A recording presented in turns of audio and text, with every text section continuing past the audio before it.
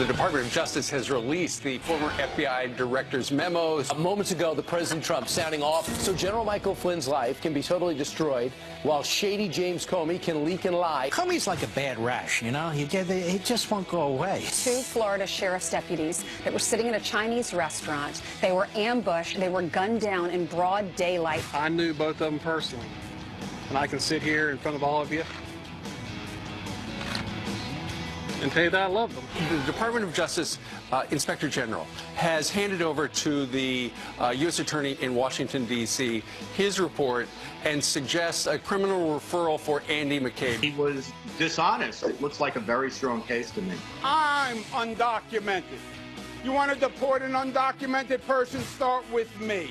Well, if he is undocumented, maybe I should go pay him a visit and maybe go ahead on and deport him.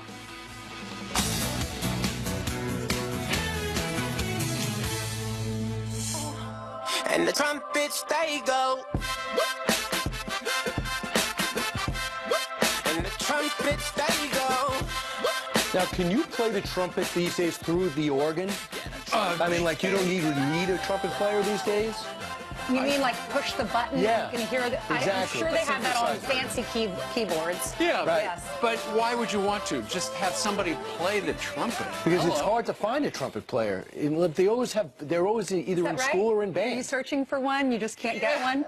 I'm just saying. If you're a trumpet player, please contact Brian. He's looking for someone. It's a great instrument.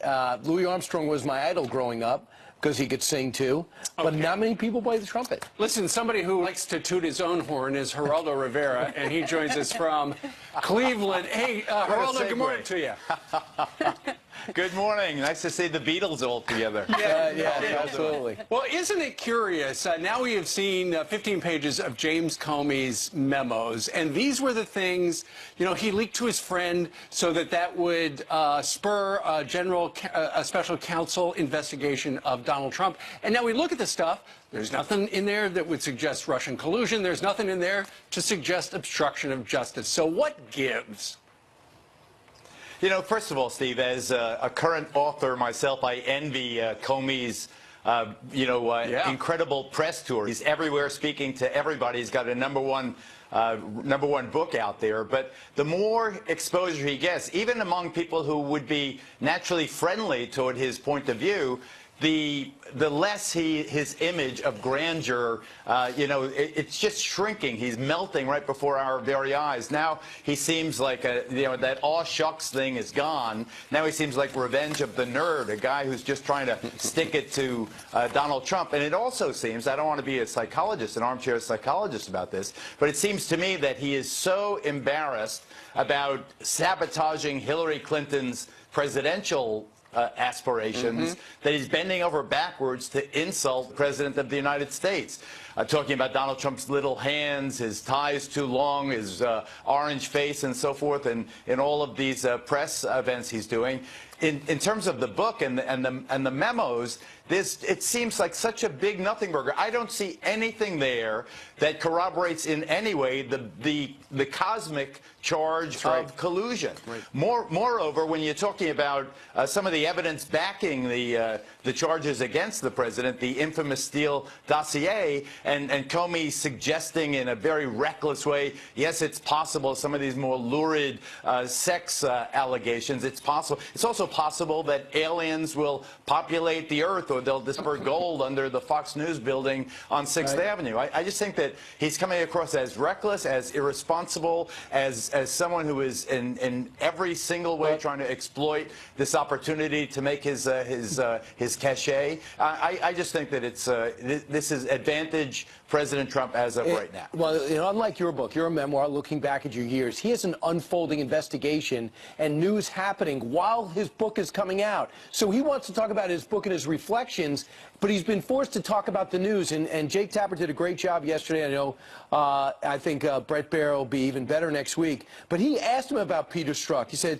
Peter Strzok led the FBI agent in texting somebody, led the FBI investigation is texting somebody disparaging things about the president. Can you understand how he feels as though there's a bias here? He said, sure, I would be very concerned about that. It's the reason Bob Mueller removed Peter Strzok. That's missing the point.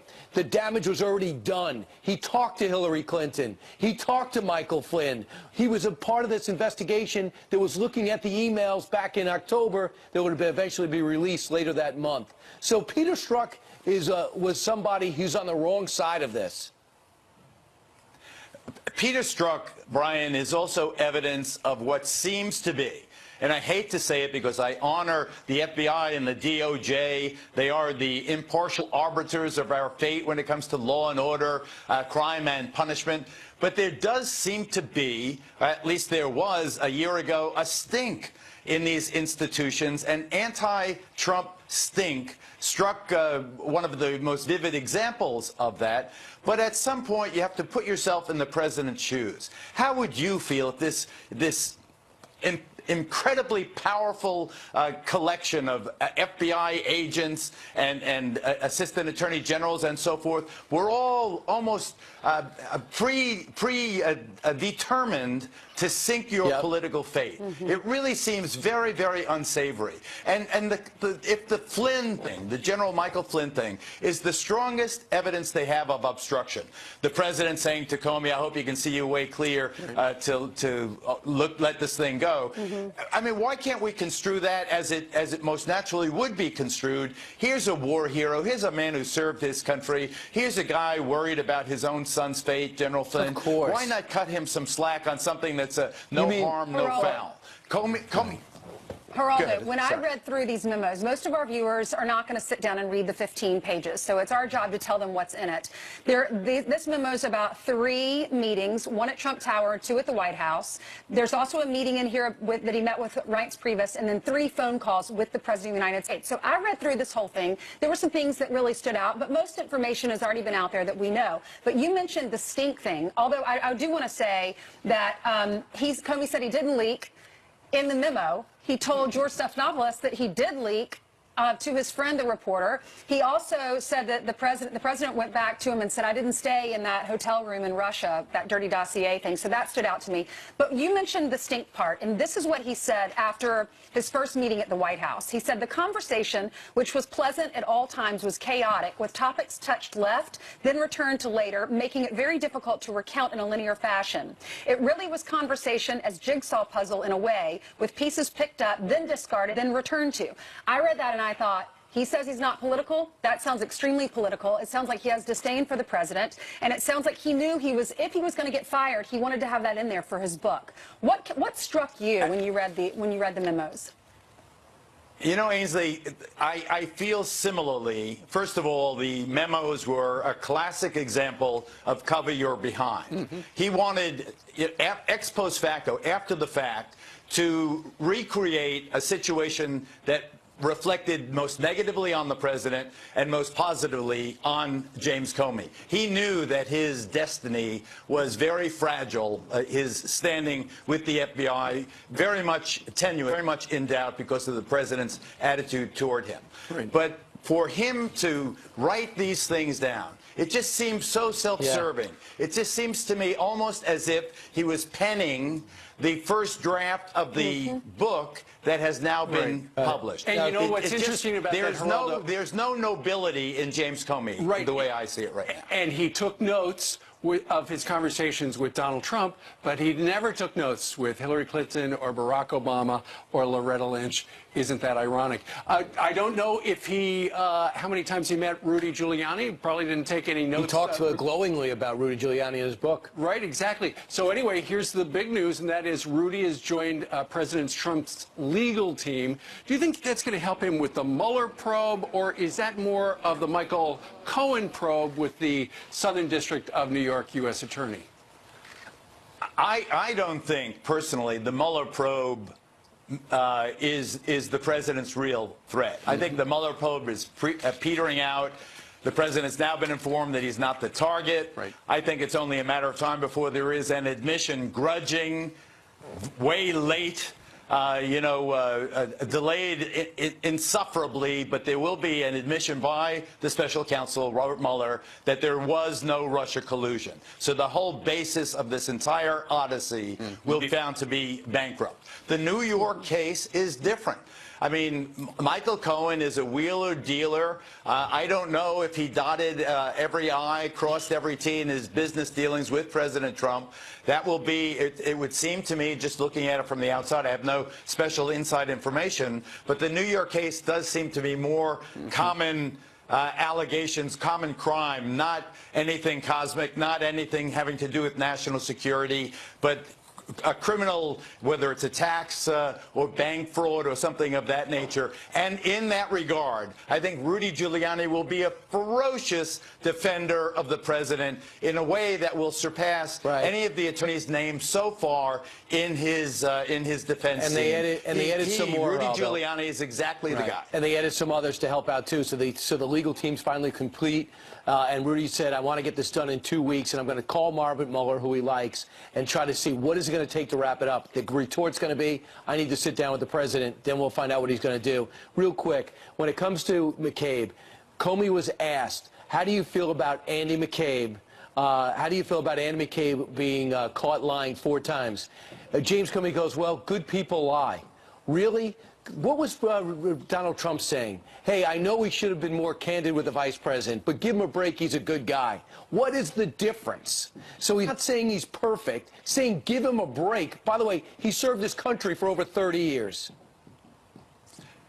McCabe was thrown under the bus by James Comey. It was very clear and almost dramatic to see how here's James Comey, and he's so noble, and he's the G-man and so forth. And here it is. McCabe is in a jam. McCabe is now revealed to be a person who lied under oath, allegedly. Comey now says, McCabe, he stinks. I'm going to distance myself from him. The fact of the matter is McCabe will go down. How ironic is it that McCabe will go down? He is headed down the Martha Stewart minimum security prison path right now, in my opinion. He's going to go down. Comey's trying now to shun him, to turn his back to Andrew McCabe. But I think Andrew McCabe will be the most vivid of all the indictments to come out of the Russia collusion. How ironic it is that Andrew McCabe will be one of the few people actually suffering criminal jeopardy for lies he told. However, guess what? James Comey, he said James Comey gave him permission to talk to the Wall Street Journal, and he said that he knew about it all along. So somebody's lying. Well, I think that we will test both accounts, and we have some corroborating evidence to back or undermine either side. But I think that that's where it will be fought. And I also think that as time goes by, and now, the whole issue of Comey with Hillary in July, Hillary in October, Hillary later in October, his role, the role that he played, and the role the Attorney General Loretta Lynch played with Bill Clinton in the airport meeting and so forth. I think that those are the items that will get more attention, more critical attention going forward. I think that McCabe will go. Some of the others have already pled. They'll go. Poor Flynn is doomed unless the president can pardon him. The action will be in New York, and it will be about taxes or bank fraud or whatever it is. Geraldo, and we'll watch this unfold. I'll talk to you on radio. You don't have to wear a tie. Thanks so much. Okay. All right, still ahead. Thousands of people are gathering right now to pay respects to Barbara Bush. We're live in Houston next. And Governor Andrew Cuomo, born in New York. But what's this about? I'm undocumented. You want to deport an undocumented person? Start with me, because I'm...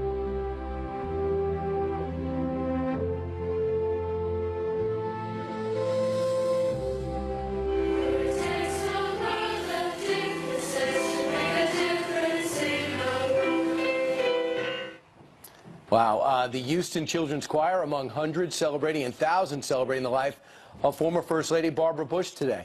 Her hometown filling the city square ahead of today's public viewing. Adam Housley is live outside of St. Martin's Episcopal Church in Houston as American leaders are preparing to say their final goodbyes. Adam?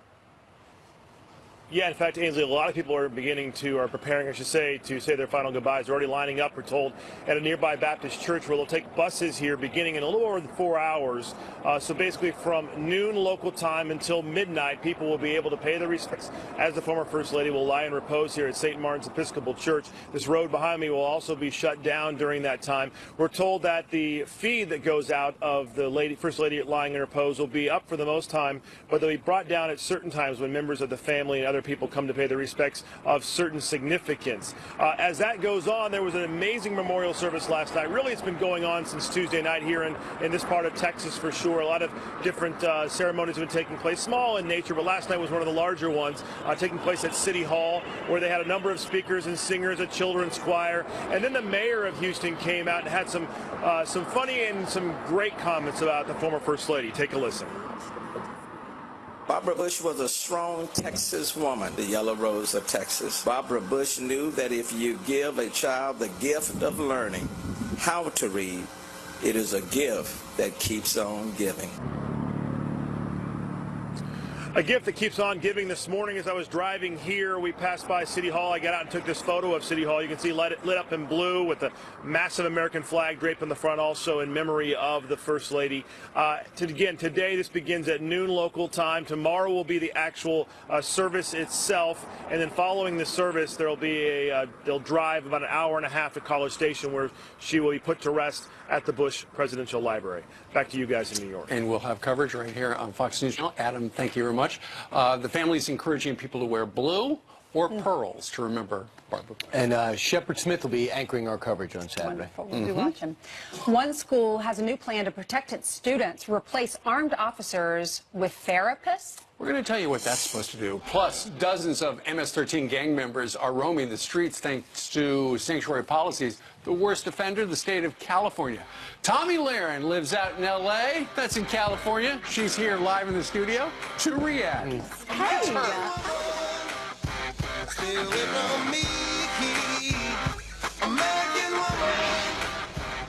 Welcome back. We start with a Fox News alert. The grandmother accused of murder is now behind bars. Police arresting Lois Reese in Texas, miles from the U.S.-Mexico border, which ended a nationwide manhunt. She's been on the run since March, accused of killing her husband in Minnesota and then a woman in Florida to steal her identity. She was captured at a restaurant in Texas after someone spotted her car and called police. Overnight, teachers in Arizona voting in favor of the first ever statewide walkout. It kicks off next Thursday, April 26th. Organizers want higher pay and more school funding and say an offer from Governor Doug Ducey is not enough. The governor criticizing the walkout, tweeting, quote, "If schools shut down, our kids are the ones who lose out." This follows recent strikes in Colorado, West Virginia, Kentucky, and Oklahoma. That's a look at your headlines. I'll send it back to you. All right. Thank you very much, Jillian. All right, 24 minutes after the hour, a Fox News alert. An apparent ambush. That's what authorities are calling it after 2 Florida deputies were shot dead in broad daylight. Sergeant Noel Ramirez and Deputy Sheriff Taylor Lindsay gunned down. Somebody shot through the window at a Chinese restaurant while they were sitting down for lunch. The suspect, a gunman, was found outside the restaurant dead. This is officer death surge in the first 4 months of this year. Here with her reaction is Fox News contributor Tomi Lahren. Tomi, thanks for being with us. These two guys, they're serving our country. They're heroes. One is 30 years old, leaves behind 2 kids and a wife, and the other is only 25. This is a reminder what our men and women in uniform do every single day, and they were eating. That's the sad part. These ambushes, the war on cops is real. I've been talking about it for years now. We know it was the worst in 2016, but it's not over. Luckily, we have a president now that stands behind law enforcement, so the messaging is different, the narrative is different. But these men and women put their lives on the line every day when they're in their cars. They could be ambushed. You never know when you're going to walk into something. I mean, this is why it's so important that we respect our law enforcement officers. They do it every day for us. Absolutely. The message is not getting through to the people with a president that's very in support of law enforcement. Look at these numbers. In 2018, we've had 22 officer deaths already. That's more than half total of the cops of all last year. That's a number you don't want to beat. But look at the number in 2016. So this is a trend. It's going to be harder and harder to get people even to do this job. It is. And in many places, they are having difficulties finding officers that want to sign up and do that job. Not because they're afraid of the danger, because that's what they sign up for, that's what they understand, but it's because sometimes the morale is so low. When you feel like the community hates you, when you don't feel like you're appreciated, and you're not making that much money to do it, by the way. So I think that's just a clear reminder every day how much they do for us. Remember a couple of years ago, it was every time somebody would come up to a police officer on the street, they'd have their phone. And they'd be taking a movie. It's like, okay, I'm going to do this. What are you going to do to me? Everybody was trying to, or not everybody, a lot of people were out to make the cops look bad. I would like to hope the tide has turned, though. You think it would, but I always remind people of this. If you don't think there's a war on cops, or you don't think that the messaging in some parts of the country is off, we know the names of every person that was killed in an officer-involved shooting. We know the victims. We know all of their names. But how many Americans know the names of the police officers lost? Few. So in another story, this is just awful. This is a memo obtained by the New York Post. There was a memo that MS-13 that gang members are posting saying, please go and take out a cop. So police are now on high alert. Well, we should all be on high alert, and especially where I live in California, we should all be on high alert because apparently California Democrats think it's wonderful to release MS-13 gang members back into the community as part of their... Yeah, in California. In your state, in California. And California we're getting the brunt of it. But as you're seeing, these communities are rising up. We just saw San Diego County the other day. Californians are waking up. They're understanding that safety has no political party, and they don't want their families to be in danger in our state. Does it surprise you, because you live there, a lot of people thought that, Jerry Brown was in lockstep with the people of California, but there are so many diverse communities in California. They think Los Angeles and San Francisco, there's so much more.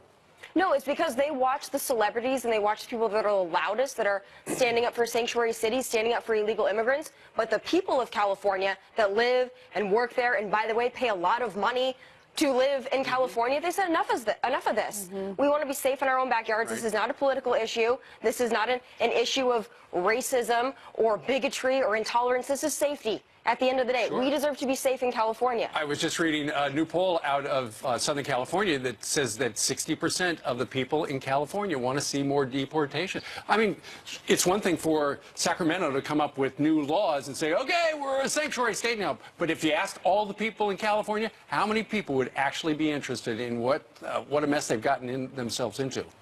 And I caution people looking forward to the election.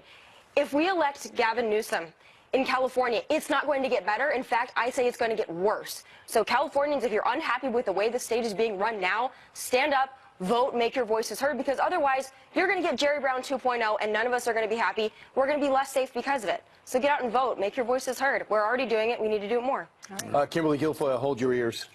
She was married to him. To be married to him. Oh, I know. Yeah. You're going to be on Outnumbered today, right? Yes, I am. Okay, good job. We'll be watching it. But first, you'll be on the radio show. Yes, I'll be with you. All right, Tommy, thanks.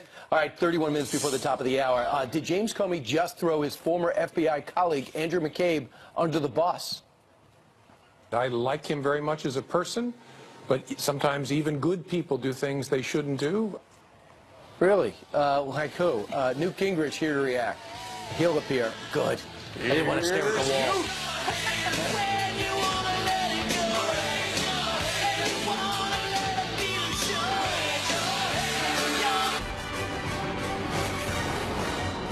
They're conflicted. I like him very much as a person, but sometimes even good people do things they shouldn't do. I've read the report. I'm not the judge in the case. I'm not the discipline decision maker in the case. I think it is accountability mechanisms working, and they should work, because it's not acceptable in the FBI or the Justice Department for people to lack candor. It's something we take really seriously. Really? Fox News contributor and Speaker of the House Newt Gingrich was watching that with all of us as Jake Tapper did his interview yesterday. So he's disappointed as number two. Sometimes good people lie. No, look. You have to watch his face. Turn off the sound and watch his face. Okay, I tell you what, Mark, can you re-rack that clip, and let's go ahead and we're going to watch his face. Newt, tell us what we're looking at. Okay. You're looking at a guy who around the 7th grade practiced sincerity. I didn't really mean to hit the car. I don't know how the baseball got out of my hands. Yeah.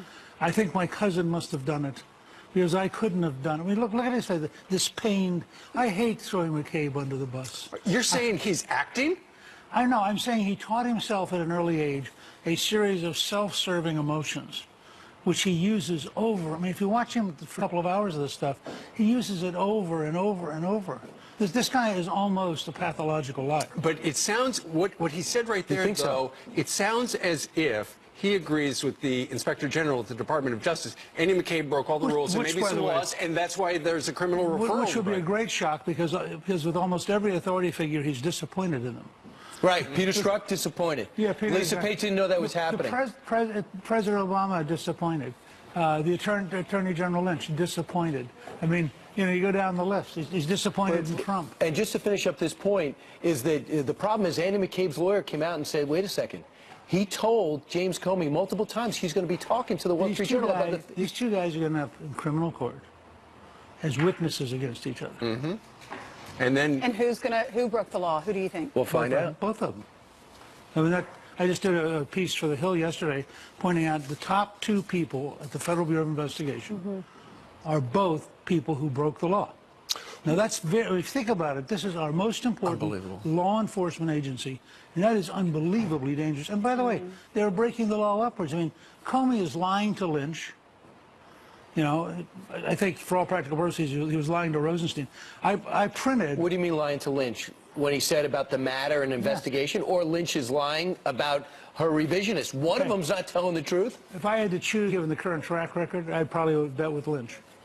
But if you look at it, I mean, I urge everybody to just go Google Rosenstein's report on Comey, which Trump, I mean, this is one of Trump's real mistakes. Trump should have done nothing for 3 days. He should have gotten that report, released it, been horrified.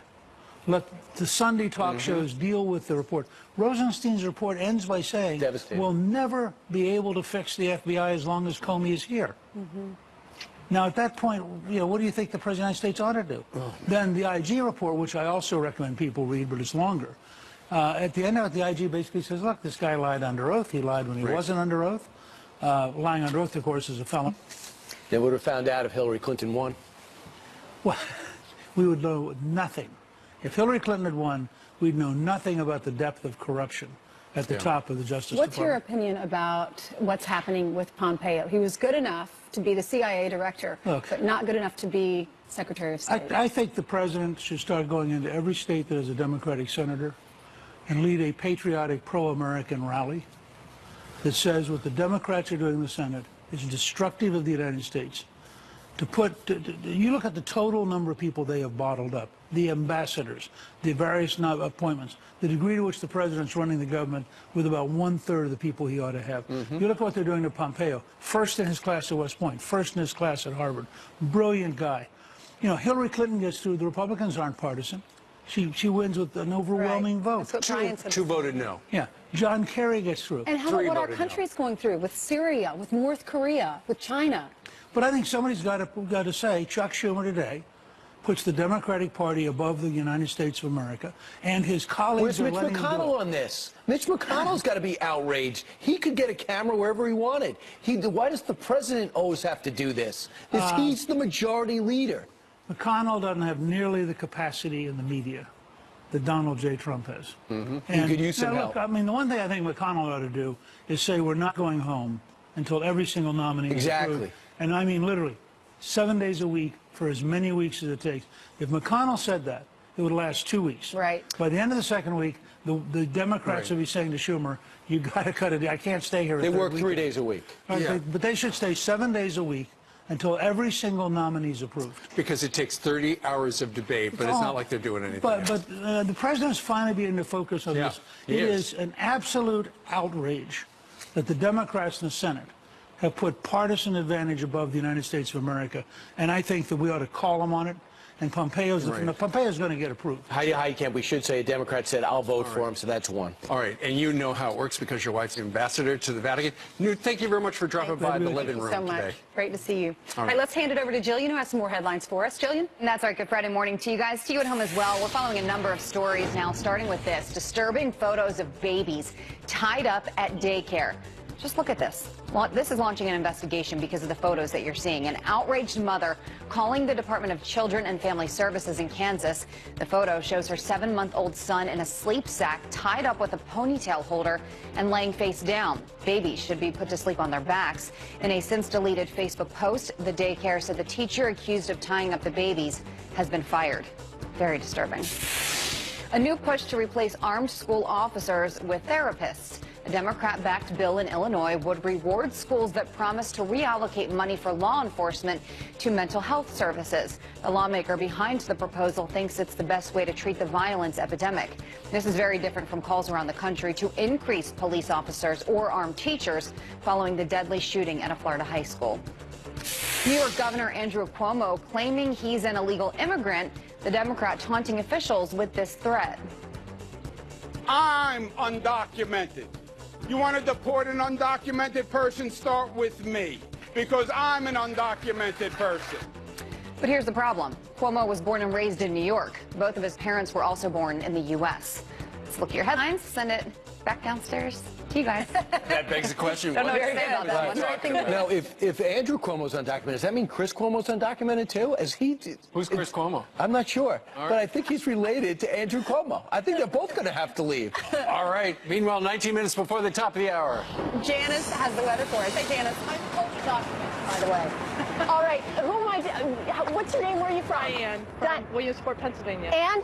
Jim from Jacksonville, Illinois. You're not together, though. We are not together. Well, meet your friend. Hi, we met earlier. Nicely done. Let's take a look at the maps real quick. It is a Friday. It's cold here in the Northeast.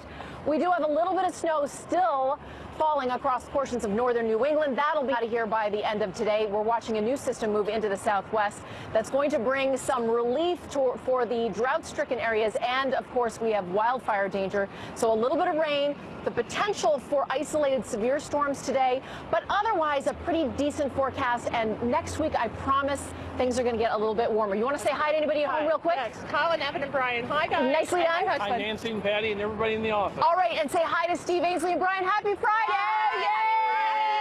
Yay! Thank you very much. All right, it is chilly here. Meanwhile, straight ahead, James Comey's newly released memos leaked by Capitol Hill are raising new legal questions, especially about leaking classified information. Steve Hilton says the country cannot heal until Comey is prosecuted. Mr. Hilton will explain that next. Without a tie or jacket. And we all know that Brian is not the best chef. Not the best. So, Brian's no. It tells you exactly how to do it. What? You put it, you cover it with a plastic wrap. We don't do that. We just Brian, you gotta do Martha Stewart had to correct you. We found someone who can help Brian. Ann Burrell is the host of Worst Cooks in America. I love her. She's great. Well, President Trump is firing back at California's Governor Brown, threatening to cut off federal funding for the deployment of California's National Guard. Trump tweeting that. He wrote. Oh, he wrote this. Governor Jerry Brown announced he will deploy up to 400 National Guard troops to do nothing. The crime rate in California is high enough, and the federal government will not be paying for Governor Brown's charade. We need border security and action, not words. Joining us right now is the host of The Next Revolution, Steve Hilton, who served as strategy director to former Prime Minister David Cameron.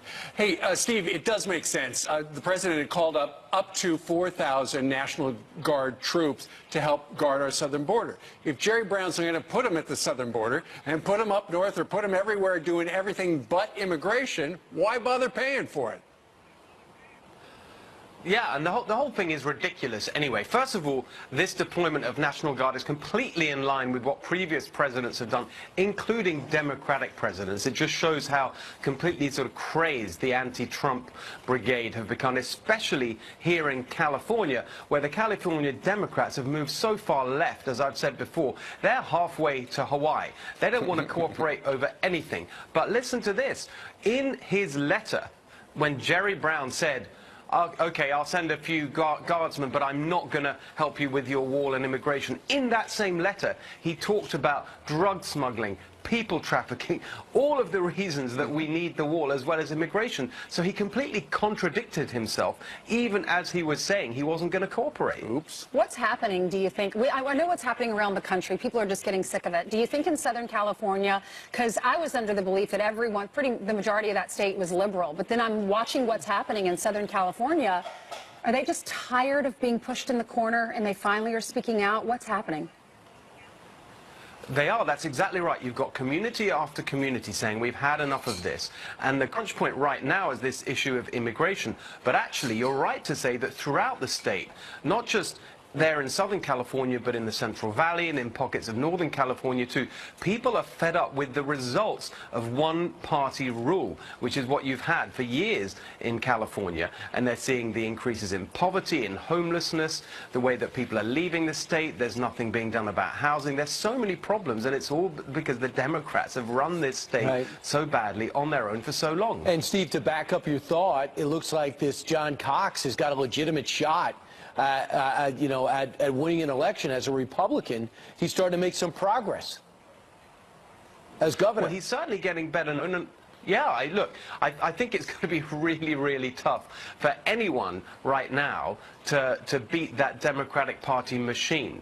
But you've got to start somewhere. He's making the arguments, and I think that what you'll see over the years ahead, perhaps not in time for this election, this governor's election this November, but over the years, people are going to reject the failures of the Democratic Party in this state. It sounds like there's going to be a next revolution. Oh, the name of your show. Steve Hilton will be watching this weekend. Thank you very much for joining us from Steve. California. What time can we see you, Steve? Good to see you. You bet.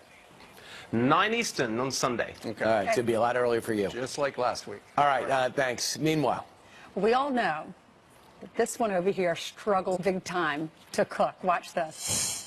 So, Brian's not big in the kitchen. it tells you exactly how to do it. What? You cover it with a plastic wrap. We don't do that. We just look at that. Brian chewed out by Martha She Stewart. was in the middle of a conversation with us and looks over at Brian and is like, we found someone to help Brian out. Ann Burrell, host of Worst Cooks in America, will teach Brian some skills. Finally. but first, here's Sandra Smith. We're not sure what kind of cook she is, but we know she's a great athlete. I'm an amazing cook, amazing. Sometime I'll join you guys soon. Brian Kilmeade, thank you. Breaking news on some very big stories we're watching this morning. Deputy AG Rod Rosenstein telling President Trump he is not the target of that Michael Cohen investigation. Plus, the 15-page Comey memos finally released. The president is reacting. And coming up this morning, students from more than 2,500 schools pouring out of their classrooms to demand action on gun violence. We're watching all of this for you. America's Newsroom begins in moments. AC, and I approve this message. So, No. Don't use that. You want to use that? You use the flash side. Let her do it. Not so much. It's like kids. I think I'm cooking with kindergartners. Now, you got quite a bit. Yeah, there's quite a bit here. Yes, Brian, that's a hot mess, Brian. What is that? A hot mess. As Brian has shown us for decades, not everybody is a great cook. That's nice. But in the new season of Food Network's Worst Cooks in America, celebrities are getting some skills to improve their kitchen game. Right, here to talk about this is the worst cooks in America, who the worst cooks in America can handle. hosts that show. She's the host, she's the host of the Worst Cooks in America. Celebrity chef is with us right now. Hot mess. If you're a Ann Burrell. good cook, we're on this side of her. I mean, wait a minute. I'm not one of the worst cooks. No, you're not. You're great. So what are we going to be doing? So today we are making one of my favorite dishes ever, spaghetti alla carbonara. Carbonara, I mean, it is a very fast cook. It's pasta, it's bacon, eggs, and cheese. Right. What can be more? The only thing I'm good at is spaghetti. That's right. And You're good at spaghetti? Yes.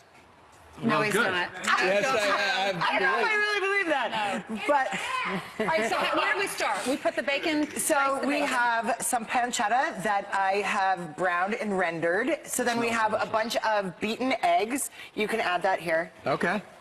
No, I'm just kidding. So we have Parmigiano, we have Pecorino, and a little different for me. I mean, I'm adding some pepper. You don't like pepper? I don't cook with pepper. I use it as an ingredient, which it belongs in carbonara. So here's that ingredient. Why don't you like pepper?